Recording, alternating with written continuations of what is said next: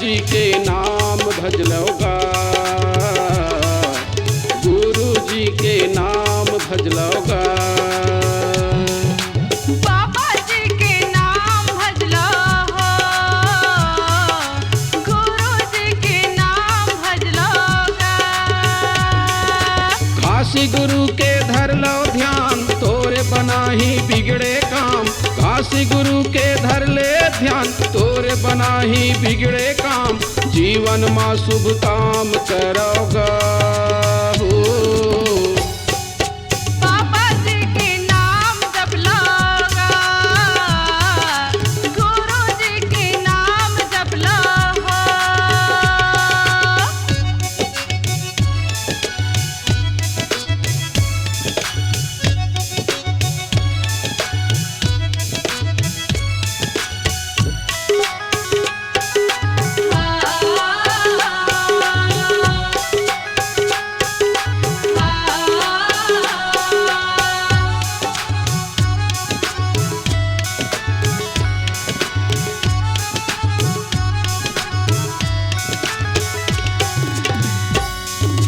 बाबा देह सादा झंडा सत्य के निशानी, सत्य के निशानी।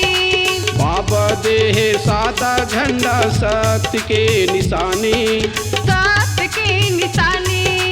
अपन रद्द में आवो जाओ झन बनो अनाड़ी, झन बनो अनाड़ी। अपन रद्द में आवो जाओ झन बनो अनाड़ी। झन बनो अनाड़ी। गुरु चरण में मुक्ति के धाम, जन्म मरण के बंधना टार। गुरु चरण में मुक्ति के धाम, जन्म मरण के बंधना टार। ये हंसाला उबार लेना रे हो। बाबा जी के नाम जपलोगा, गुरु जी के नाम जपलो हो।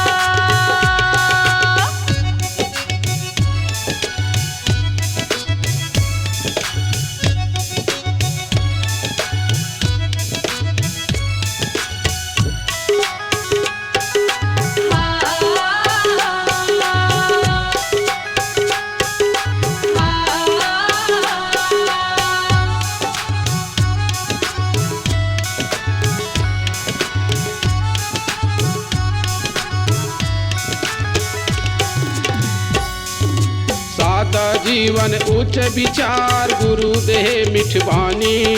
बाबा देह मिठवानी। सादा जीवन उच्च विचार, गुरु देह मिठवानी। बाबा देह मिठवानी।